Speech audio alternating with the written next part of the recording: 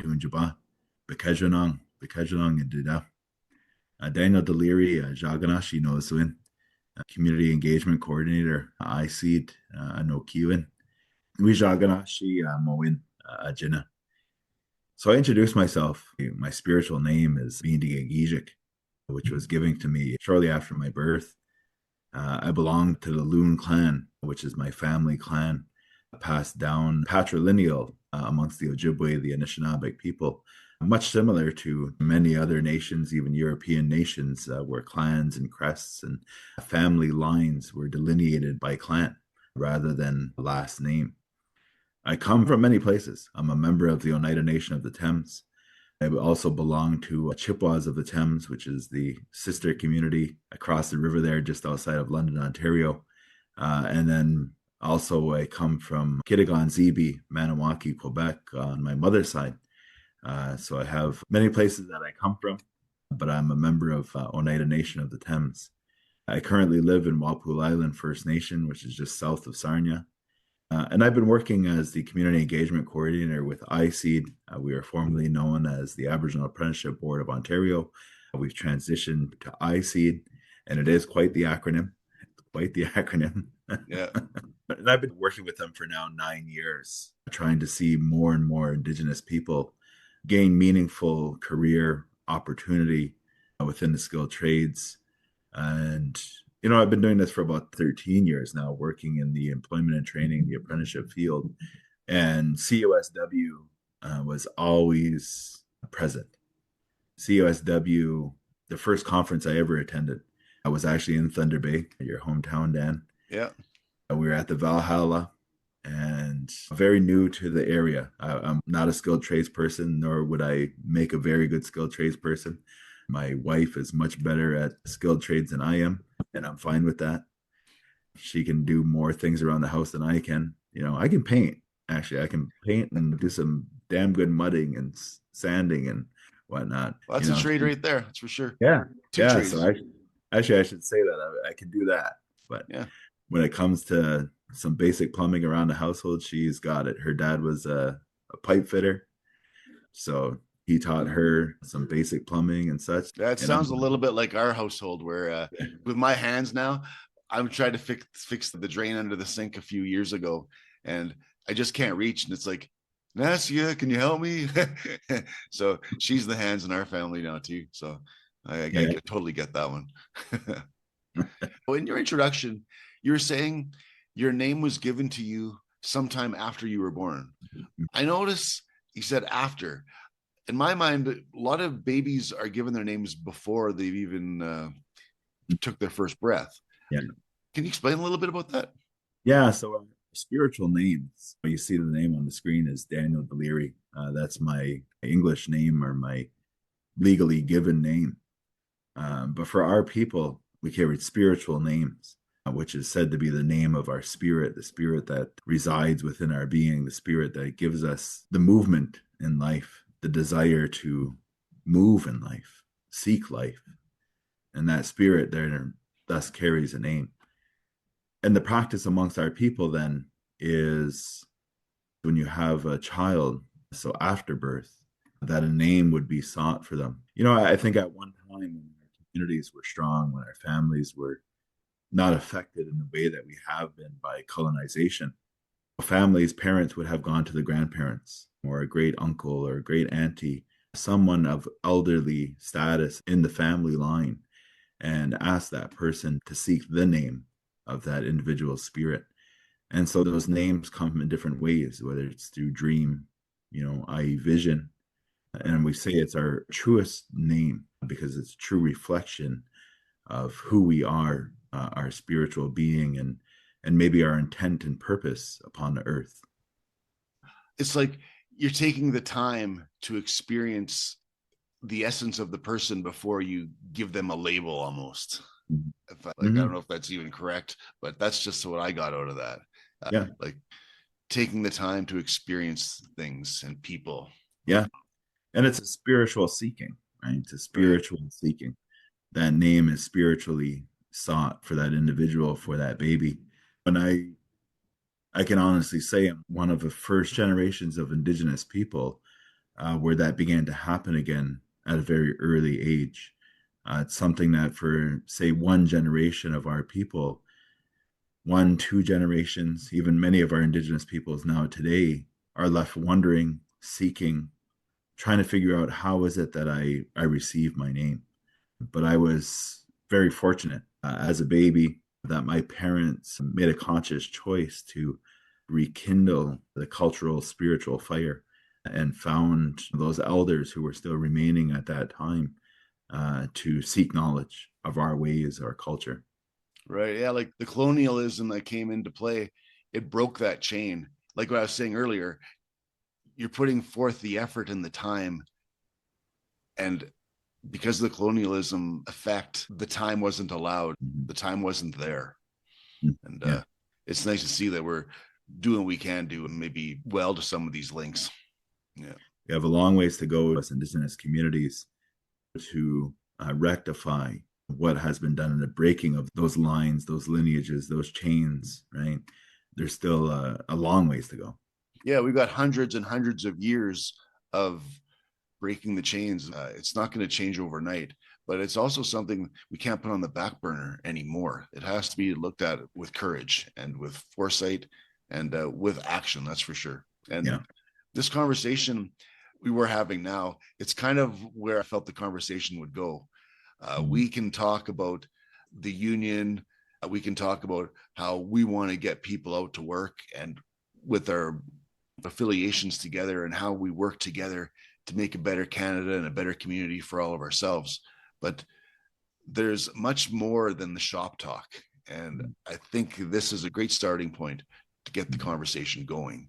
And we've segued perfectly into a reconciliation.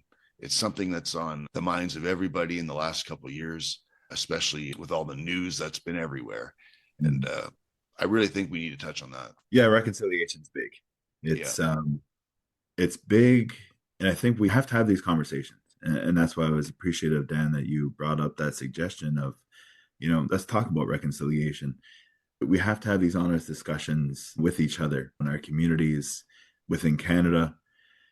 When we talk about reconciliation, it stems from the efforts of the Truth and Reconciliation Commission to investigate, to capture the stories of residential school survivors, Indian residential school survivors, those who were remaining. So from 2009 to 2015, it was 6 to 7 years of traveling the country, capturing story of those who were still alive to be able to share their story.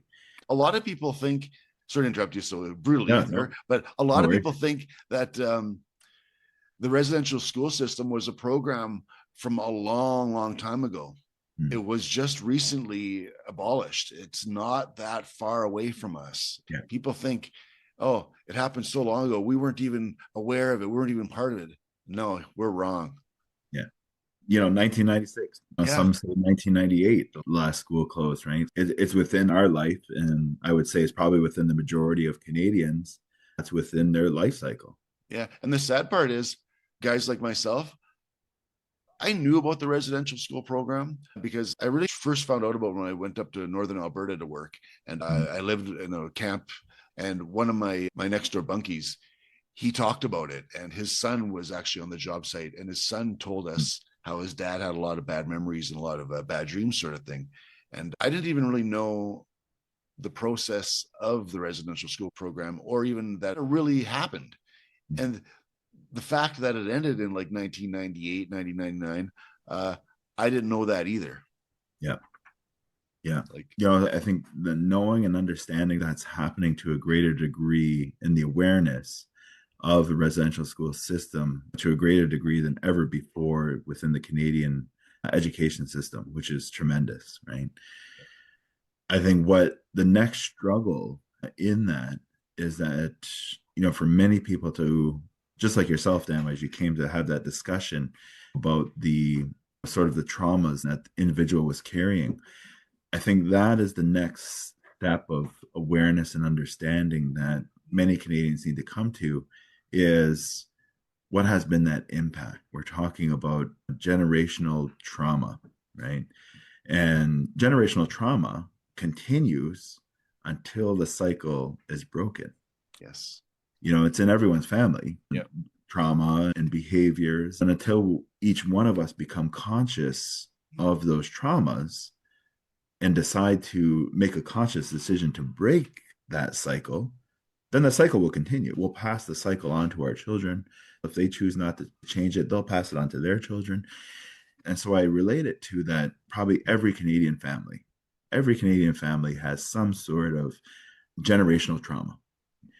So if you had a father, maybe it was born in the 1920s, 1930s, and they were a part of what we would kind of label as, in quotes, toxic masculine era. Right? Yeah, that was my dad, 1938. Yeah. Yeah, right. My grandfather, that's when he was born. And he carried a lot of toxic masculine traits. Yeah. And so we can choose to continue those traits and behaviors and traumas, or we can choose to break that cycle, right? Yeah. And it's the same in Indigenous communities, but we have to talk about that. This has been a compounded trauma that have not only been placed on the individuals through the abuses in those schools and the effects then of those abuses and those traumas on the individual, and thus into the family, thus into the community, right? So it's a compounded issue. One of the biggest points that I try to get across to many Canadians, maybe non-Indigenous, if we were to say non-Indigenous Canadians, is many of our people have yet to become cognizant, to understand what is happening for them, for their family, and they have yet to break the cycle, right? They have yet to understand that behavior is not normal. The self-destructive behavior, when we say self-destructive, it could be gambling, it could be addictions of many sorts. That's self-destructive behavior, right? Yeah, and it's almost like a double whammy. because this generational trauma that's going on, the second, the third, fourth generation that's living this trauma, they don't even understand why the trauma started. Sure, they know, but they don't know, if that makes sense. And it's kind of like children raising children in a way where you just don't know any better because that's what you've lived. Yeah, that's what you live, right? And I think that's a great point, and I appreciate you making that point because that's what's happening. And when I talk to young Indigenous people, our youth and our communities, I say to them, you may not have had a grandparent that attended residential school or a parent, but nonetheless, you are affected because your community is affected. The way that your community behaves, the way that your community interacts with each other is a direct influenced effect from residential schools and the trauma associated with that, right? And so I think it's never to say to Canadians, like, we're holding you account, right? We're holding you account for this, and we can't change anything until all Canadians realize this. What we are saying is have compassion, have empathy for Indigenous peoples, for Indigenous communities, because it's not easy. I always say that I wish I could just snap my fingers and everything would magically change, but that's not the case. Right? No, it's not the case, right? And so when I leave my house, if I leave my house today, people ask me, they say, in schools, they've asked me, they say, oh, do you still see the effects as they're learning about intergenerational trauma? And they start to ask me, they say, do you still see it? And I say, every day. Every day. Every day, right? Yeah, I'm thinking about the educational aspect of things and the feeling that a lot of us Canadians, we walk around like we are this free, loving, all-encompassing country where human rights are just honored by everyone. And then a lot of times we feel we're a little bit higher than our big brother, the United States, where I remember even as a child reading some history books from the United States and reading the same stories written by the Canadians, and they're different stories in history. And we always thought, well, the Americans are changing the history to make it sound good for them. There's no difference with us, with the Canadians writing and rewriting and writing out the Indigenous stories and the Indigenous factors in our Canadian history. Yeah. It's not taught in our Canadian program. I never learned about it. It's not talked about. And I'm actually a Métis from Métis Nation of Ontario. And it wasn't even talked about within my family. Yeah. That is this direct chain that has been broken hundreds of years ago. And this is the generational trauma and the effect that's happening on both sides of the fence. Yeah. Yeah. And it continues to be a systematic process for the removal of those stories. The reconciliation effort that has impacted that has tried to knock that wall down. It's chipping away at that wall, which is this colonial educational system. And the system was designed to keep us in the dark so that we never ask the question about who actually owns the land. What is a treaty? What does a treaty mean? Yeah. And why is there treaties in Canada? It was designed that way so that we never ask those questions. Because if we don't teach it, if we don't talk about it, then hopefully it just disappears. Right? And that we can do with Canada as we so please. And if we don't talk about Indigenous peoples, hopefully they will just disappear. Or hopefully they will just assimilate into the body politic, which is actually the phrases used in the various early documentation of the Indian Act, of the residential schools, assimilate them into the body politic, right? And I always say it didn't work. In some cases it is working, but it didn't work. And it was an experiment gone horribly wrong. You can't rip the culture, the story, the spirituality, the language from a people and believe that they're going to be okay after. Another point, you're talking about the languages and talking about treaties. It was brought to my attention a little while ago with a conversation I had with somebody. They're saying, how could you create a treaty, a document in the English language, and then expect the Indigenous culture to understand it in their language? and then go and sign their name on an English piece of paper. The communication is broken right from the beginning. How are anybody's rights on both sides of the fence, for that matter, actually represented fairly? Yeah, and that has been proven in court in different ways. But you're right. You're talking about a clashing of worldview and concepts, right? Yeah. So when you go to a treaty signing, you're talking about two very different paradigms, two very different worldviews and concepts of what is earth, what is ownership, and those concepts clash. But in court cases, it has been determined that it's not only the written document, but that the spirit and intent and the verbal agreement by which the document was made is legally binding. And I don't think most Canadians probably realize what that means. It means that by which we intended as Indigenous peoples in the treaty signing, that we intended to share this land. It wasn't given, right? It wasn't given. Right. It was intended to be shared. So that is the intent that we move forward with. Those things will hopefully continue to come out in the wash, as we move down this path of reconciliation and truth seeking, right? That's the truth seeking part of reconciliation. Reconciliation, to me, should be the most generous and honest apology ever given. And from my own experience, any apology that's not followed up by action, they're just words. Mm-hmm. Yeah. So if the action isn't following all these grand gestures and these big conversations we're having, it really means nothing. Yeah. And I think that's a great point. From a First Nations or an Indigenous perspective to Canada as a government body, a nation to nation relationship. So in 2008, Canada apologized. They were also defending themselves in court against the Indigenous Indian residential school survivors. So you can kind of say, was it a little forced? However, they apologized. Okay, so let's begin to correct things, right? As you're saying, that the action part of that. Yeah, right? It's a small step. But but it is a step. It is a step. Now, I would say, has Canada actually then truly apologized? And why I say that is that, just to your point, is why do we still have boil water advisories in First Nation communities? Why do we still have poor housing?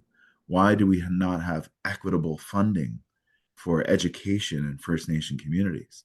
So you say you're sorry, Canada, as a government, as a nation, to our nation, but yet you still chronically underfund, underservice, and so that you make conditions so bad, and what we call it is poverty politics. You make conditions so bad that hopefully we will choose to leave. And that's what my parents always told me, and you'd hear elders talk about. They say that they want to make conditions so bad that we choose to leave our communities, our lands, little bits of lands that we hold still to our own. Right. And that's what First Nation communities are today. I encourage anyone to take a ride out to your local First Nation community and see what conditions are like. You might think, oh, great, cheap cigarettes and cheap gas. And yeah, there is cheap cigarettes and cheap gas, and come buy some. But yeah, but you will also see poverty. You will also see poor housing. What you might not see is that family is having to boil water just to clean their baby bottles or to make that baby formula for the young child, their infant.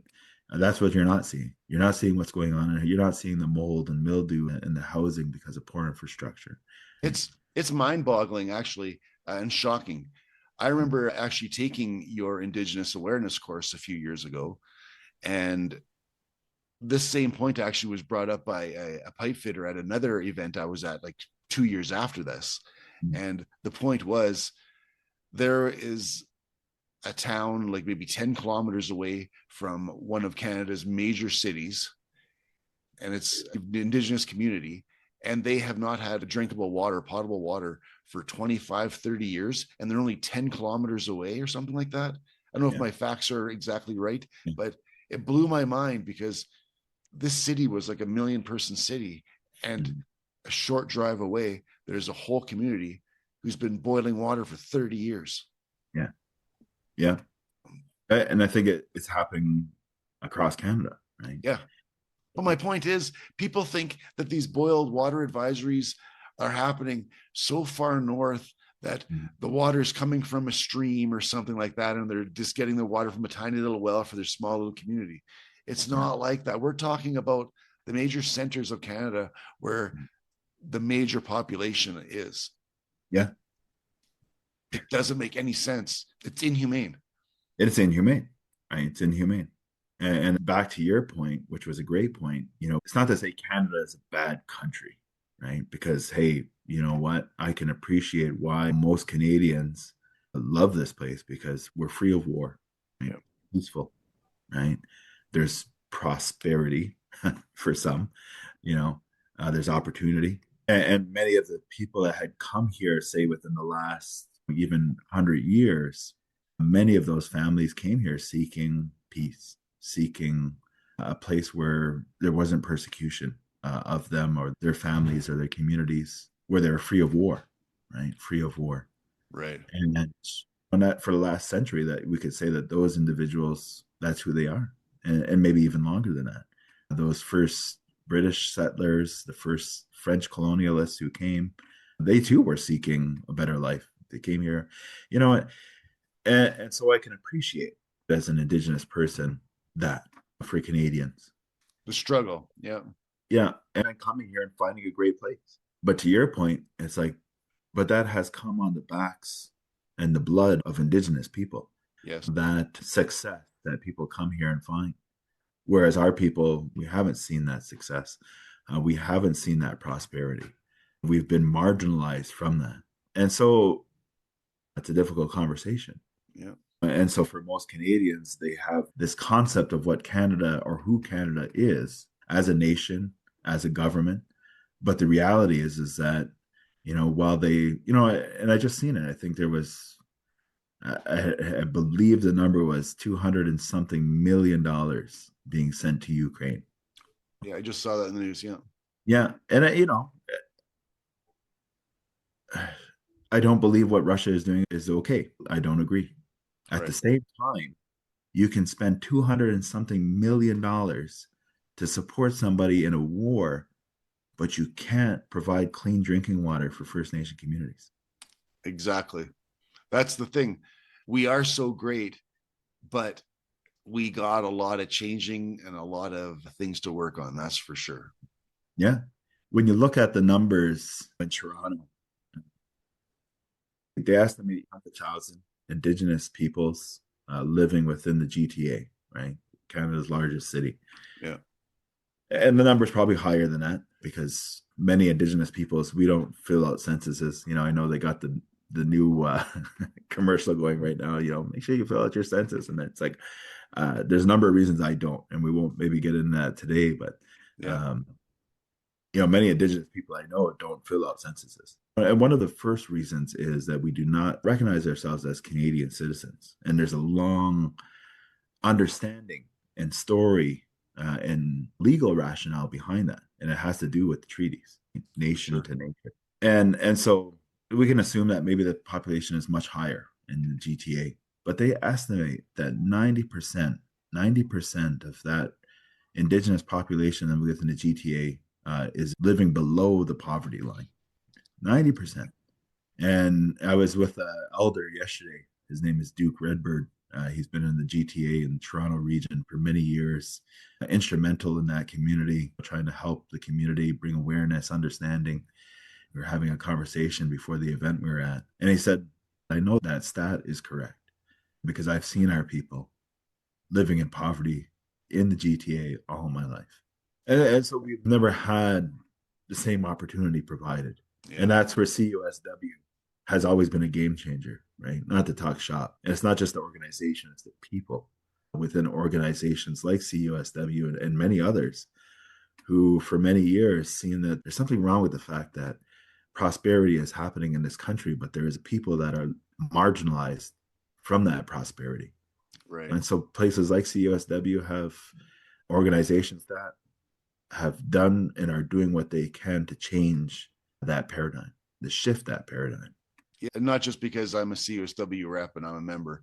I see the difference in the CUSW approach, and we're raising our hand to say, hey, we don't know exactly what we can do, what we really should do, but we do know we have to do something. So we reach out to organizations like yourself and iSeed and say, hey, where do we start? And this conversation we've been having today, it's been really impactful. Like, I could feel my temperature rising up and down quite a bit as we've shared these stories. And I noticed a lot of our conversation, it boils down and always leads back to the land, to the physical spaces that we occupy, either on reserves, Indigenous communities, the GT area you even mentioned. And I think this is a perfect segue for us to get into talking about land acknowledgement. It's right along with reconciliation, but I'm very confused with the subject matter. And I've been to so many conferences and so many events where we talk about land acknowledgement, and some guy comes up and talks about this specific land that we're on, who it belongs to, who it used to belong to, all that kind of stuff. And I always walk away thinking, okay, is this guy offering thanks, or is he asking for acknowledgement, or is he asking for permission to use the land, or is he saying, here's our land, use it? Because sometimes it's an Indigenous guy giving the land acknowledgement, and other times it's a non-Indigenous guy giving the land acknowledgement. So it's like, what is it? Can you clear this up for me? Because I kind of feel embarrassed to admit it, but I'm confused on the subject matter. And I know I'm not the only one. And that's a big part of the reason why I don't mind saying it. I think it's a great point that you bring up. As you're talking about your confusion, I can say that within our own community, there is confusion. There was a story that was going around on Facebook for a while, and it was with regards to land acknowledgement. So the story goes is that there was a school teacher, and this individual was talking about land acknowledgements and said to the class, okay, so we're going to talk about land acknowledgements. And what is the purpose? What is the meaning? What's the intent? And so the story goes is that the teacher went, grabbed a bottle of water off a child's desk, brought it to the front of the room, and said, I want to recognize that this bottle of water was a bottle of water, but I took it, and now it's mine.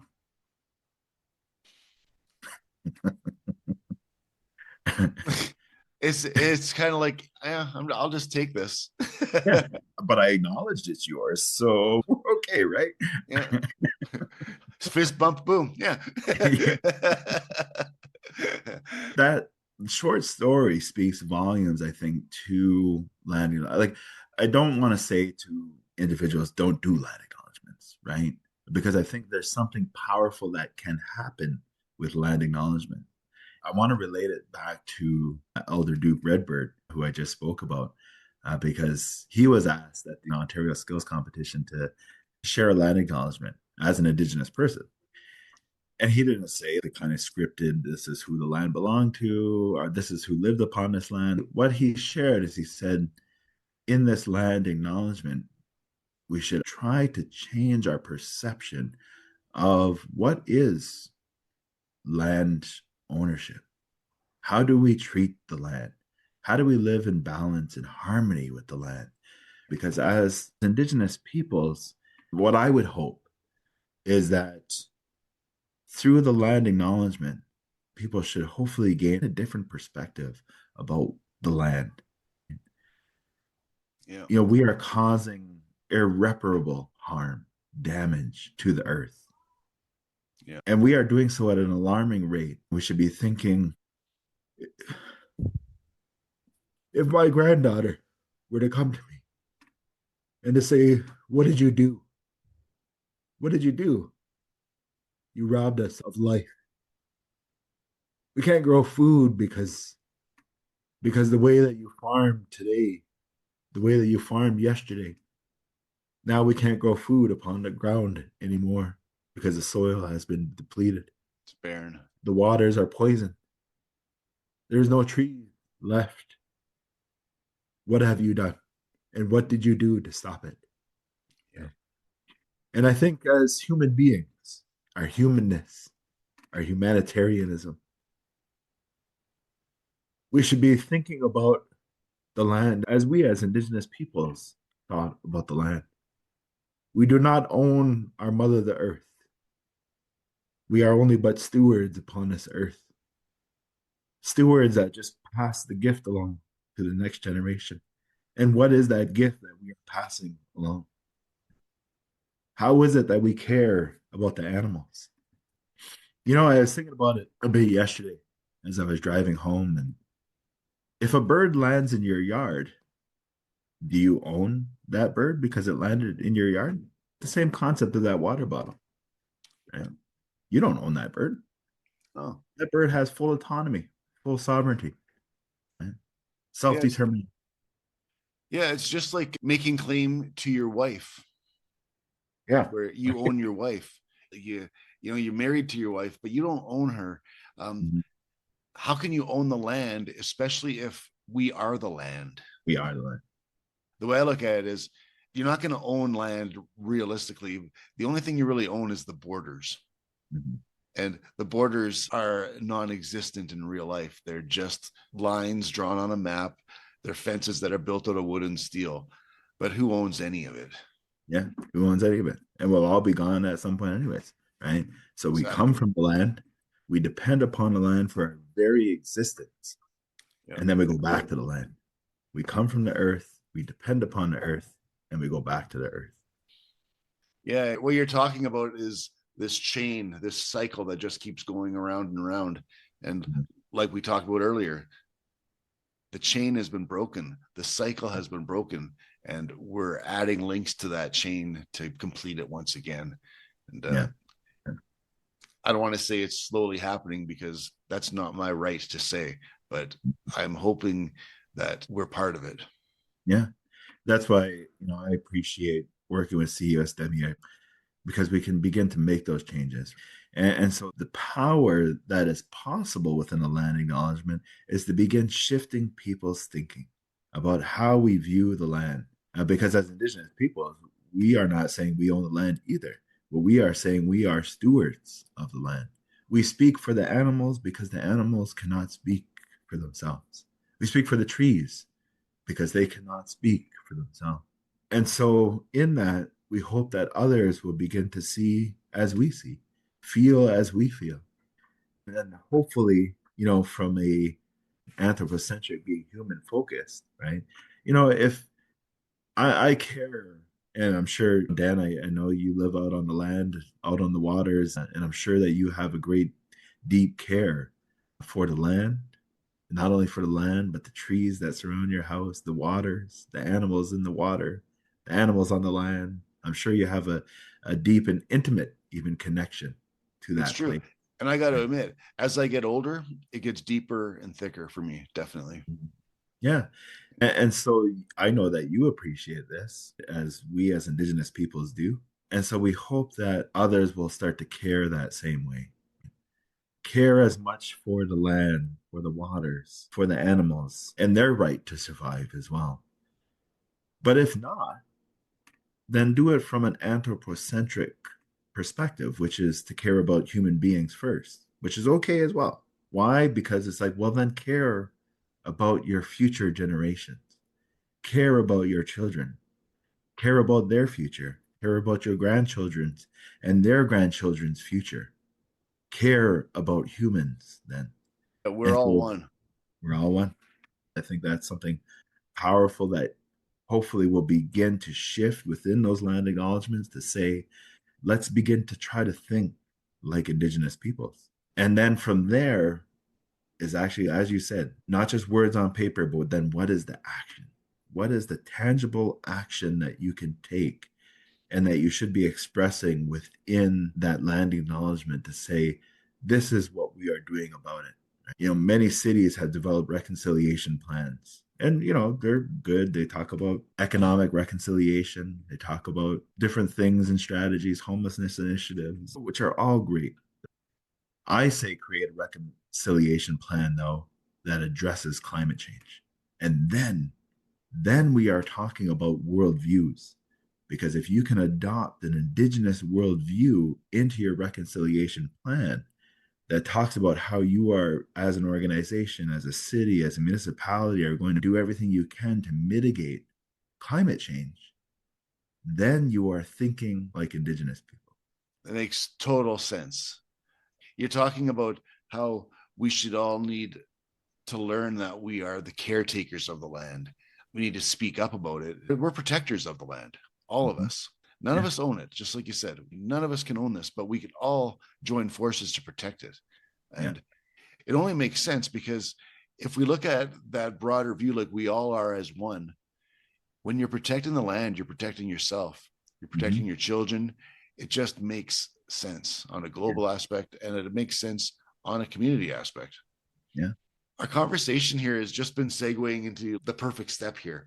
And I think as we're coming up to the end of the show, I would really like to talk about smudging. It's another thing that comes up quite often in the events and the conferences that I join. And I really love the ceremony. After I took your Indigenous awareness course and you talked about what smudging actually means and what it does and what it physically does to the air, that's pretty cool too. Could you get into a little bit about smudging? And I think we'll end off the show with this subject of smudging. Yeah. And I appreciate you, Dan, for bringing up these subjects, because I always appreciate teaching and educating. And I think the more we do that, the more awareness we build, the more education, understanding, the more we become that one human entity and begin to think and act in the best interest of everyone as one people of the earth, right?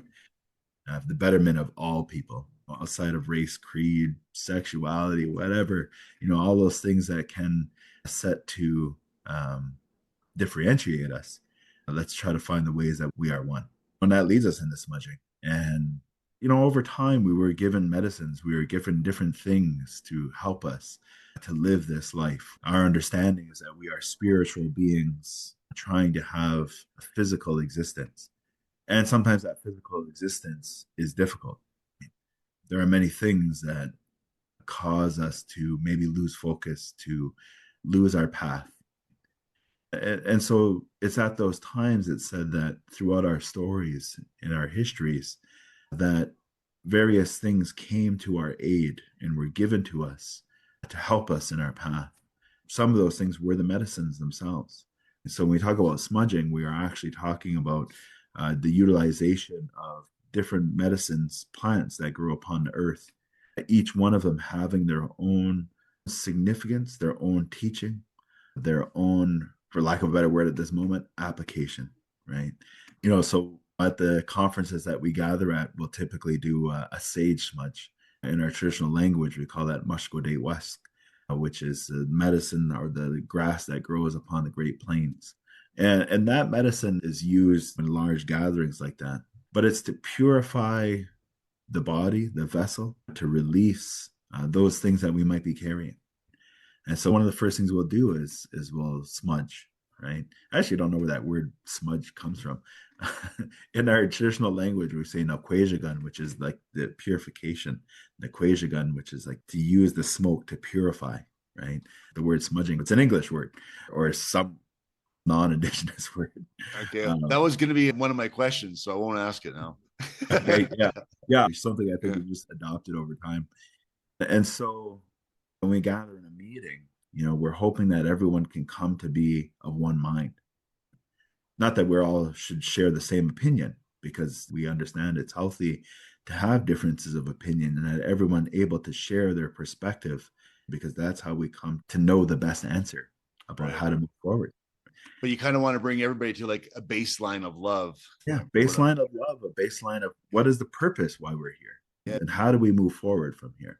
And also that smudging and the exercise of doing that helps to wash away whatever we might have brought into that room, because we know life is stressful. We know life can be hectic at times. Maybe we drove in on the 401 and we know how stressful that can be, Oh yeah, you're bringing all that negative energy from the highway into the conference room. Exactly. So we cleanse that off. It's like a fresh start. Yeah. I always say to people, for those maybe from the non-Indigenous community who are maybe trying it for the first time, have faith and belief in the medicine. The medicine, the plant has spirit, right?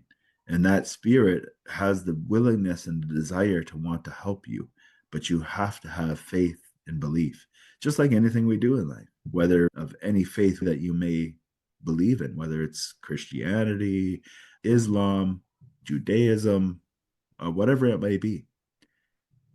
It's almost like that's the spark or the essence of that medicine, is to have faith and belief in it. And when we do that, that medicine will then help us in the way that it needs to.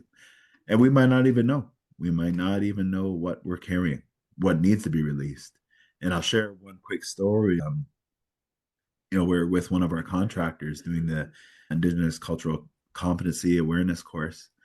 And when he got a hold of me, he said, I was in your course before, and I want to make sure that this is delivered for our other managers within our organization. And he was adamant. He said, I don't care if we set off fire alarms. I don't care. But we are smudging, and we're going to smudge in the building. And he said, I don't know what was in there, but when we smudged, I was able to hear, see, and listen in a way that I never had before. It was clear. I was able to feel as though I've never felt before. That medicine helped to open me up in a way that I didn't know. For sure. I can attest to that, because before I took your Indigenous awareness course and experienced the Deleary smudging, I probably had been involved with 4 or 5 other events where there was smudging going on. And maybe I wasn't paying attention, or I wasn't appreciating the ceremony. I wasn't embracing it. I don't want to sound rude, but I was kind of looking at it was a little bit hokey. You know what I mean? Like, okay, it's good for everybody else. But then taking your course and then you explaining the different aspects of smudging, and how when you approach it from this baseline of love, like I describe it, you learn that it's for everybody. If you're at a place where you need emotional cleansing, the smudging helps. If you need mental clarity, it helps. And those are the parts where I was thinking, okay, it's kind of hokey. That stuff doesn't really affect me. I do my thing. I get through it. Yeah. But then you talked about how burning the sage physically cleans the air. There's an antimicrobial factor to it. It kills germs. It kills bacteria. It sounds weird, but that's the part that I hung on to. And I was like, okay, I can feel my sinuses. I had to blow my nose after you smudged me because I felt the release. Yeah. And that physical release, I coughed from the smoke as I inhaled a little bit. That cleared up my chest. It felt really good. And I walked away there feeling my mind and my emotions clear. And that's where I'm talking about this baseline of love. If you're not accepting a couple parts of the story, no matter what it is, the subject matter, you can always find a way to find one piece that's going to be good for you. And when you do that, everything else kind of falls into place. And that's where my take on smudging came into play, where it's like, this is helping me physically. And that's the first part I felt. Yeah. And then the emotional and the psychological, the mental clarity came afterwards. I appreciate that, Danny. I really do. Thank you so much for bringing that to my awareness and just experiencing the ceremony. Thank you. No, I appreciate that. One of the things that we want to share with Canada is our culture, but not, as you said, not as a kind of hokey, placated cultural sharing. That for real, that if this is something that you feel, and again, that all of the worldview, the perspective on life, the perspective on the earth plays into that. Right. Because we respect that plant. Tobacco was placed on the earth to ask for permission to even take that plant from the earth. The respect for life, the respect for the earth. And so we encourage the participation in our cultural events like that, so that hopefully what protrudes through then is the worldview, is the concept of life, right? Because we actually have a prophecy. And actually, the prophecy was an old story that passed down generation upon generation. And it talked about where we're at today. And it said that human beings would have a choice, that there is 2 roads presented to us. One road is a path of self-destruction. That if we continue down that path, the path of greed, wealth, the poisoning of the waters, the rivers, the fish becoming unfit to eat, then that is a path of self-destruction. Or people could make the choice that they would come to seek out the knowledge and understanding of Anishinaabe people, Indigenous peoples, and they would ask us, how do we come to live in balance and harmony with the earth again? And that is the path of forever life. That's profound. I like that a lot. It just always brings me back to this tagline, like a baseline of love. That's where it comes from. Yeah. A love for all people, a love for ourselves. Right. Exactly. And that's what's interesting about it. Like I always say, I would put the interests of Indigenous peoples to the side to say, we need to think as one people, right? Right now, my biggest concern is not that we have poor housing on a First Nation community. My biggest concern is that there's going to be clean water to drink for my grandchildren and your grandchildren. Yeah. And the grandchildren of every human being upon this earth. That is my greatest concern. Yeah. And having that clean, potable drinking water, it's not directly a water problem. It's a world problem. It's a tree problem. It's a land problem. It's an air problem. Yeah. We're trying to micromanage all this stuff. And it's this all encompassing one perspective that we're trying to build here. We can't be splitting it up and saying, oh, we got to fix the water problem. Yeah. The water problem is a result of a soil problem. It's a result of overpopulation and pollution. It's not a single micromanageable problem. Everything has to be accounted for. Yeah. And I appreciate you, Dan, for sharing, just being open as well with regards to your concepts of life and your perspective and being able to have this conversation.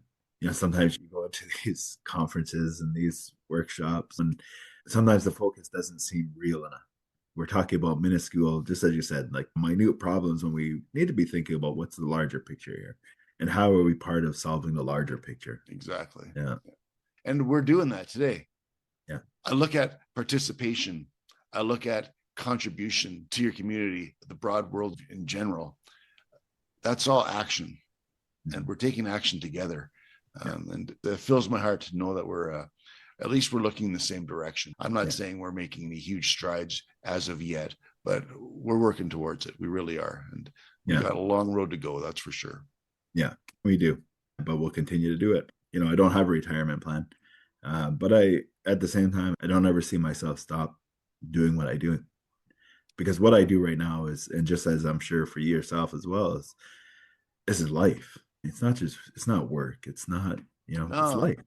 I always say when I can't walk and talk, that's when I'll stop working or stop contributing. Yeah. We're both fulfilling our purpose and trying to make the world a better place. And it's nice to know we have colleagues and allies like ourselves. We never would have met if we weren't attending that conference together that time. And look at us now. We can text each other. We can call each other anytime and say, hey, man, like, I need a hand. Can you talk to me, kind of thing? And I truly feel that about you, even though I'm not going to make it all like sunshine and lollipops kind of thing, like you and I are best friends, because we're not. But we do have a kinship. Yeah. We do have a general view of the world that kind of aligns with one another, and we're looking towards the same goals. Yeah.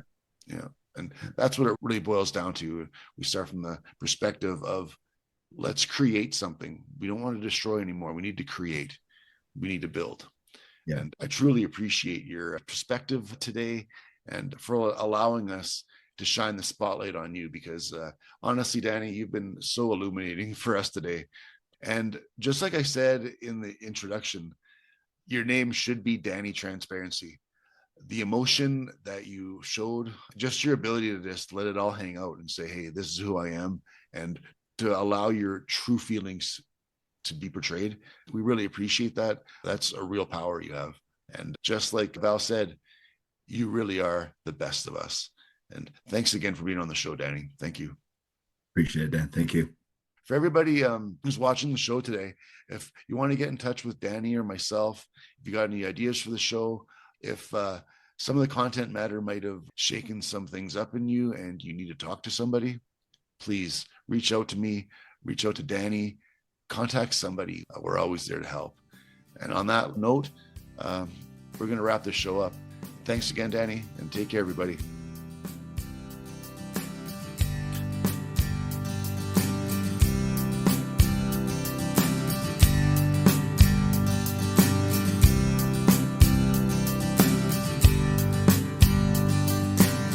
Thank you for shining bright in the CUSW spotlight. Let's get inspired and shine a spotlight on CUSW.